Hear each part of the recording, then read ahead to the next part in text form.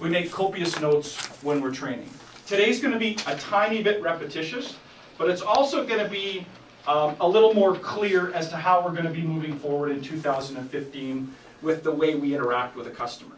We discussed a month or so ago when we started to do these training sessions on a regular basis about a theory called, does anybody remember? Straight line. Straight line, right? And all the straight line was what? Does anybody remember? Control. All the straight line theory was control, right? So it's an economic selling theory used by guys on Wall Street, used by guys on Bay Street to be able to control the transaction. And really quickly what it meant was, as long as we keep the customer within a certain range, then we've got a good opportunity to close. True or false? True. And when the customer gets outside the relative range, we've got to come up with a way to get the customer back in control to be able to convince, was our previous word, them to buy the product that we're selling, correct? Well, we're going to change the word convince, and if the spelling's bad, poor me, to the word persuade or influence. Does that have a different connotation, Joe? Yes. Persuade and influence.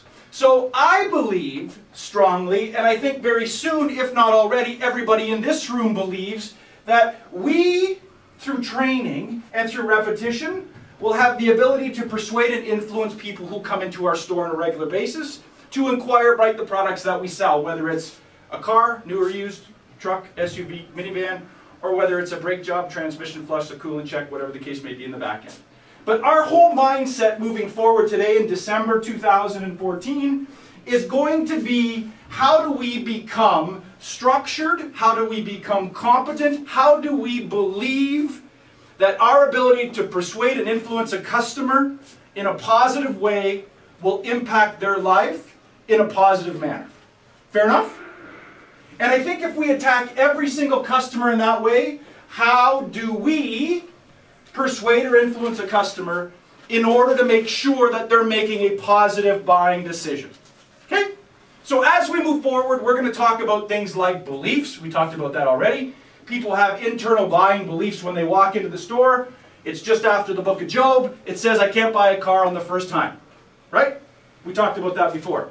In service, I come in for service. I don't listen to what the service advisor says. My expectation is that the car gets 40 miles to the gallon. My expectation is that I push the button or turn the key and it starts every time.